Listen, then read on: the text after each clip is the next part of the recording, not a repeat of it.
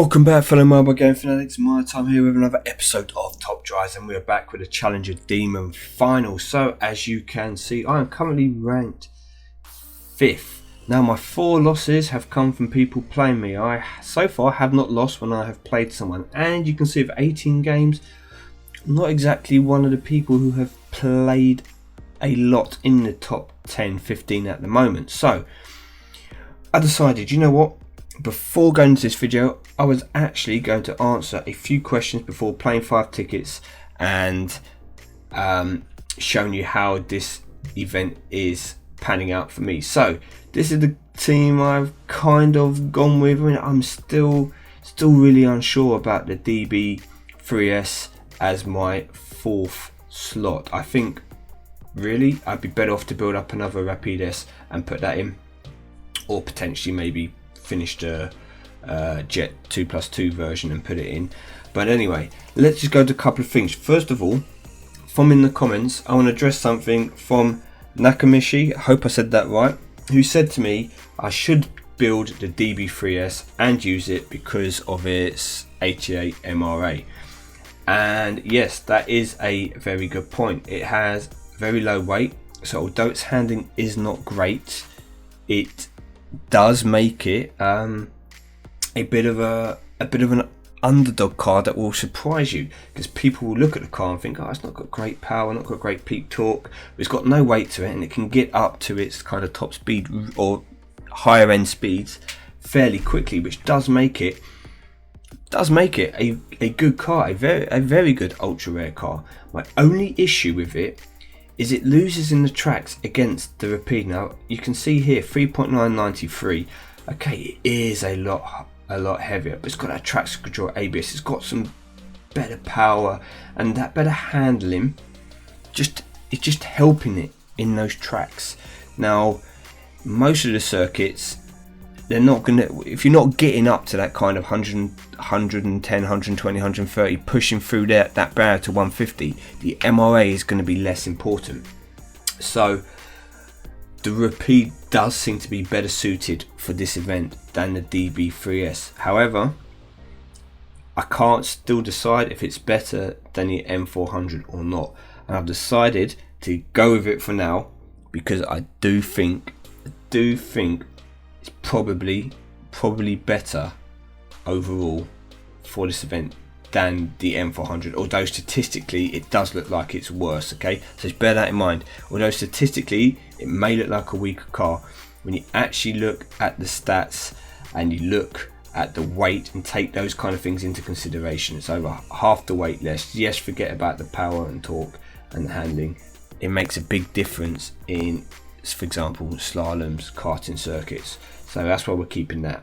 The second point I wanted to come to was from Nathan Wright, who actually said that the DB10 should be built because of its 95 MRA. Now yes, it's just under 95 MRA, which is true. If you look at it and you come down here, peak power, peak torque. Okay, now you think, well, it hasn't got great torque or amazing peak power, but its MRA is very good, very good. Okay, not the best MRA for an epic, but it is, anything over 90 should be classed as really good. Now my theory, and I'm actually building the Zagato as you can see at the moment, and I have used it a bit, it's going to be done in the chassis because it comes in automatically and it's already better. That beats the Rapid like this, and it's going to replace the DB3S. Okay, so when this is done, this Zagato V12 comes in here as my slot 5. Now I went for that over the DB10 because I'm very tempted. This is probably a very bad idea. Now let me know in the comments. I know it's a bad idea. But because of the DB10's MRA, I'm tempted to do this 3-3-2 and basically make it into like an Aston drag car. Now knowing that I'm not really going to use it in many events, I might just put it up for drag, test bolt. It's got decent top speed, it's going to have a reasonable 0 to 60 of somewhere around 3.4, and if it's got that good mid-range, I'm just tempted just to put it straight on the fast, the draggy kind of tracks and be done with it, because I can't see me using it. I'm not going to use it in karting, city street, slaloms, etc., because the MRA it's irrelevant. It doesn't come into play. So I was thinking of doing that. Now, one more point I want to come to before we start playing. We're going to have to go into the game for this. This is to address something which I didn't even mean to come into here. I don't even know how I've come into this straight away. But we're here now. Let's just play this one and see what happens. Okay, the next bit I was going to address, I believe it was I do apologise, I didn't actually write the name down. I think it was Manuel Diaz. If that is wrong, then please let me know. But let me have a think. Sorry everyone, I just want to try and work out what I'm actually doing here first. I don't know if we're going to win that test bowl because the V12 isn't great. We can get a win on, I might throw this in the karting circuit. I know it's going to lose. Or do I put it in G-Force? I need to actually work out what I'm doing here. So if we go tie, I can get 2 guaranteed victories. Pray this is a victory. And I'm just going to hope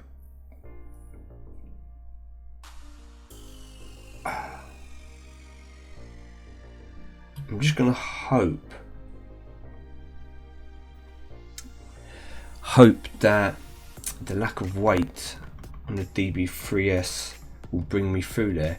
Yes, as I was saying, gold. Now, many of you probably follow casual CMG, casual mobile gamer, and he has done a lot of videos on top drives. If you don't follow him, I really do recommend following him. Now, he did a video recently. I thought I'd lose this stupid vanquish. He did a video recently with regards to, this is going to be tight here because am I going to quite, just about, look at that, just about gets home, just about. Yeah, so yeah, Naka, maybe you were right. Maybe we should keep that for the twisty roads, and that's going to get us a victory rather than a draw. So pretty lucky there. Yeah, but he did a video recently on the best way to spend your gold. Now, I do think it is a good video, and I think he makes some very valuable points. I do think there is one part of that video though which has been missed, and this doesn't apply to any new players. Okay, so what I'm about to say, don't worry about it if you're a new player, it's not going to apply to you. But if you look here for the rewards, etc., you can see there is a lot to be got from finishing in the top 80. You're getting an epic car and a carbon fiber, especially if you get top 10. Not only do you get the gold, the cash, everything, and the carbon fiber, you get the prize car. And I think using your cash, your gold, to refresh tickets and for car maintenance is very, very, very important. It's probably one of the most important ways for you to spend your gold if you're challenging, for example, the top 40 here, because in order to get these cars you are going to have to do a lot of races because it gets very competitive. Now, for example, if you're coming rank 1 to 10, you have to think of it as if you spend, let's say a carbon fiber pack, standard carbon fiber pack $15.99. Rather than buying that, you'd be better off to invest that 1600 gold if you have a team that could do it. Say for example you have my hand here.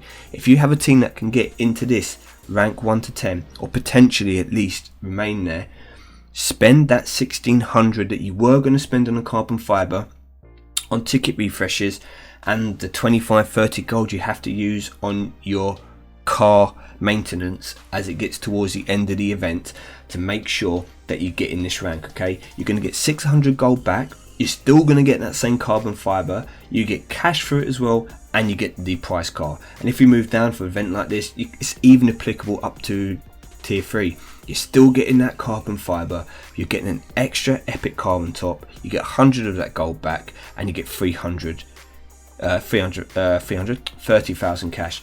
Even here, use that 1600 to guarantee lock in this event. Okay, that is my personal opinion. You're going to see you need to use more tickets towards the end. A better way would be to use your tickets earlier, keep going, try and play, and try and not let them should we say, accumulate. Try not miss out on the ticket. So if it's every half an hour you get a new ticket, come back every 2 hours, 15 minutes, use your tickets up. Make sure that you don't miss out on getting that extra ticket. Now that then leads us into the next point which was mentioned, and that was about, well, I'm going to refer to it as being sniped, okay? And by being sniped, I mean at the end of sorry guys, I'm just having a look here. At the end of move up. At the end of an event, you need to be positioned, okay, in a favourable. Oh, I forgot about this. I didn't check. This is the asphalt sand. Yeah, this has no traction control. I didn't check that. It's caught me out a number of times in this game. Yeah, that they've got that random sand track, and you need to have a car in it which has got traction control to give you a bit of advantage. Keeps catching me out. I keep forgetting. Did you see that? Yeah, sorry. So timing is important. So if we look here, if you're coming into the last couple of hours and you're ranked 10th, 11th, 12th, 9th, these are pressure positions, okay? I refer to these as choke points. These are areas where people are going to be battling for it. Everyone down to 20th or so are going to be trying to pull their way up to here, and everyone 6th, 7th, 8th are going to be trying to remain in that position. So kind of 8th, 9th, 10th, 11th, 12th, they are what I call choke points. You are points of attack. If you find yourself in that range in the last hour, 2 hours, people are going to target you. And why? Well, because people in 16th, 15th, 14th, they need to target these people if they can beat them to be able to move up and move above them. So for example, if I'm in 16th and I play Gianluca and I beat him, say I get plus 17, he has minus 16. So that it would be a 33 point difference between the two of us. That's a 33% gain. However, if I was again, let's just say I was Humphrey here, and I decided then to play Geordie. Well, yes, I beat Geordie. I move up 17 points, but Gianluca is still then going to be quite a bit ahead of me because I haven't taken the points of him as well. So they're like double pointers. In football terms, they call it 6-pointer when two teams battling near the bottom play each other, because you're going to get the points for winning and you take the points off the person ahead of you. This is why these areas here become pressure matches, and people will almost gang up on you because they need to either jump into your space, so they need to kind of be beating you, or if they're just in here, they're going to be beating the people around them to put some more gaps between you. There's no point trying to attack the guy at the top if you're not sure you can beat him. Take one of the guys below you that you know you can beat, give yourself a bit more breathing room. And likewise, there isn't much point in somebody in 10th, 11th and that trying to attack somebody up in 4th, 5th, because there's a very good chance they've got a good deck, and even if they beat them, they're never going to catch them. They'd be better off to beat somebody else who they could overtake in the rankings, okay? So think about that when it comes towards the end of events that you are trying to get into certain tiers. Make sure you position yourself in a place where you can get the, let's try Marinko, he's up there. Yeah, try and position yourself in a place where you can get the rewards, okay?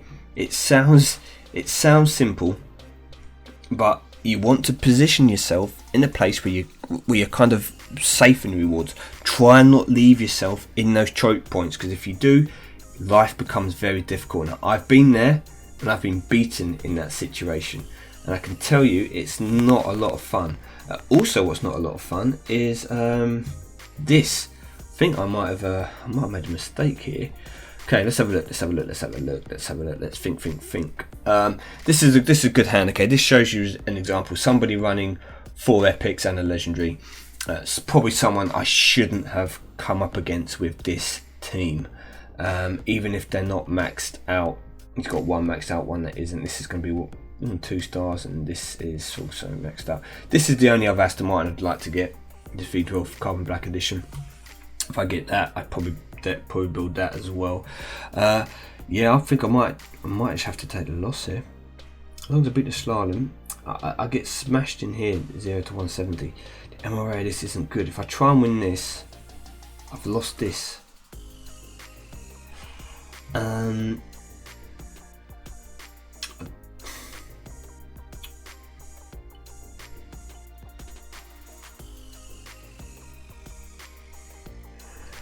not sure, guys. I am not sure. Honestly, I'm not sure. I should win this because of the handling. This is tricky because the MRA of this DBS is not good, but I've done enough. I've done enough. That's all that mattered. I mean, it's not bad. It's maxed out, which helps it, but it's not great. Okay, it's good. It's not great, and I didn't know what it was in comparison. That's a win, and now we're home and dry. No problems. We can afford to take the defeat here, which we're going to, which isn't an issue. This car is bad, but it's not going to do enough damage. We should win the slalom. Should win the slalom. So. Home and dry. Okay, good hand there. Good hand. Good deck. But yeah, there's a few points I wanted to bring up, and fortunately for me, it looks like I am going to be in. I still got another 5 hours. It looks like I'm fortunate enough that I'm going to be able to remain in the top 10. What is the guy at top got? So good. Okay, we've got 3 legendaries. 2 epics, but how are they? So 2-star, 1-star, and this is going to be 2-star. Oh no, it's 1-star. You've done some more upgrades, haven't you? Yeah, not quite 2-star yet. So here, yeah, I mean, another reason that you can see the Zagato V12. Another reason why I want to match this one, that 98 handling for this thing, I think will help me more than the DB10. This is a good. The way you can tell it's got legendaries. Could I beat it? Could I beat it? Let me think. MRA.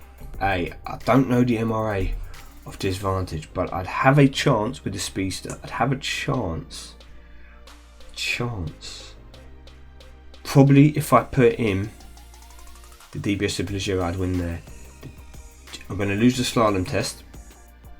I'm going to then lose here. I could win the G-Force, but I'd lose the car park. No, I lose 3-2. I have to bring in my Zagato to give myself a chance there. We played you before, Side. Looks like your team's got a bit better. You beat me here. You got the Zagato. Yeah, your team's come along. Would I want to play you at this moment in time? Not really. It's probably a similar idea. It'll be 3-2. What's this car? No, look. See, all epics. There's a lot of good hands coming out now.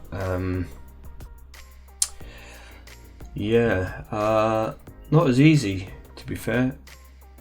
Marinka, I think I might just have to play you again. But there is work to be done. I do think if you have got a top, sorry, I'm speaking while doing this. I'm not really thinking. If you have got 5 ultra rares, depending on your bracket, you should be able to lock up top 40. Guaranteed top 80. Okay, guaranteed top 80. Now, if you've got 3 ultra rares and then you put in a couple of super rares, you should be. I think you've almost guaranteed top 80 as well. For top 10, although I'm here at the moment, I do think that you ideally need. You're gonna need 3 epics or above, and probably two ultra rares. I think that's what you're looking at if you're going for top 10. That here, this would be probably a weaker kind of top 10 hand, only for the fact of you've got 4 epics. You've got the worst of the Black Edition Aston Martins. Not saying that it's bad, but you'd prefer the 25RQ one. And you do a bit of everything here, all 3.6 and stuff, but there's nothing that really sets you out from the crowd. And with that in mind, coming up against the Speedster or any of the legendaries are going to put you in a bit of trouble. But for the moment, we are in a bit of a situation ourselves here, because I'm not actually sure what I can beat. Now, I think I win the G-Force. I think I win the. I can win the car park. I want 3 victories. What do I go for here? Which way do I do this? See, this is just poo card is vanquished. Doesn't really help me. I'll probably give you the loss on the 0 to 100. I then decide to... I don't even know if I win this G-Force. That's the thing. I don't even know if I win that. Then we're going to have to probably throw the half mile and take the highway in the car park. Or we take the half mile and the highway and we throw the car park. Do this very quickly. The G-Force, this is going to be interesting. I don't know if I win this. Oh, look at that. Take that. I'll take that. Happy. It's a victory overall. Sorry, my mouse is playing up a bit. Happy. Yeah, so you see, I would say I am lucky enough to have a decent hand here. Decent Aston Martin hand. But it's not unbeatable by any means. You've seen some people who have better hands than me. Yes, mine is going to improve, but I decided, rightly or wrongly, that I am not going to get all these 8 Aston Martin carbon fibres, because I don't think I need them to get the demon at the moment, and I think coming down the line I would rather keep some gold in my bank in case something else pops up. Yes, I do want to have an amazing great exhibition hand, which is why I'm going to open 3 carbon fibre packs and leave 5 remaining. Okay, so yes, we couldn't go away without doing any of them, but will I get something that can improve me? I don't know. I'm not going to get them all. I'm going to save that for the future. Let's see. Okay, can we get a legendary? Oh no, we've got the Virage though. Okay, not the one I wanted. Might not be building it yet, but it will give me another epic to fill the hand up. So good pack. Not unhappy with that at all. We can get that proverbial Pokédex completed a bit more. Let's go. Okay, Renault. Can we keep on that kind of? Oh, another good carbon fibre pack. Another good pack. Double super rare and legendary? No. Okay, so last one. I need some ultra rares as well to do upgrades, so if I do get only get an ultra rare, it's not the end of the world. Double ultra rare? No. Okay, can we finish the last pack and we get in with a legendary? I would love to get another legendary Aston Martin, but I don't want to open. Oh, okay, the repeat. I don't want to open more packs. So I feel that I am probably at that stage where I have enough at the moment. Now, little tip: if you're ever worried about selling cars you don't want to sell, go into the filter, select all the top cars, and then you can just sit there and add them all the cars that you're not going to sell at this moment. Okay, rather than going through all your held cars and clicking on sales and accidentally going no, which has happened to me before.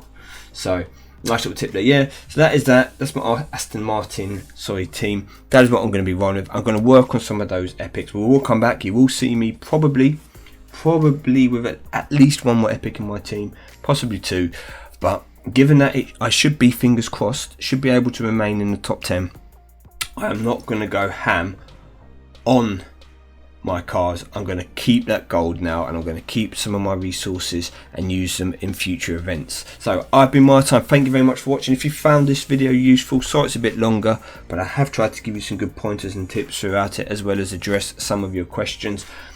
Let me know in the comment section below. Please, as ever, leave me a thumbs up or a like, just to let me know that you've enjoyed the video, and I will be back probably tomorrow with an update. So good luck in your finals. Let me know, people, can you get that top 80? Yes, there's 500 people, but a carbon fibre and an epic card, they are good rewards. This time for the top 80. Thank you as ever for your support, and I will see you all soon.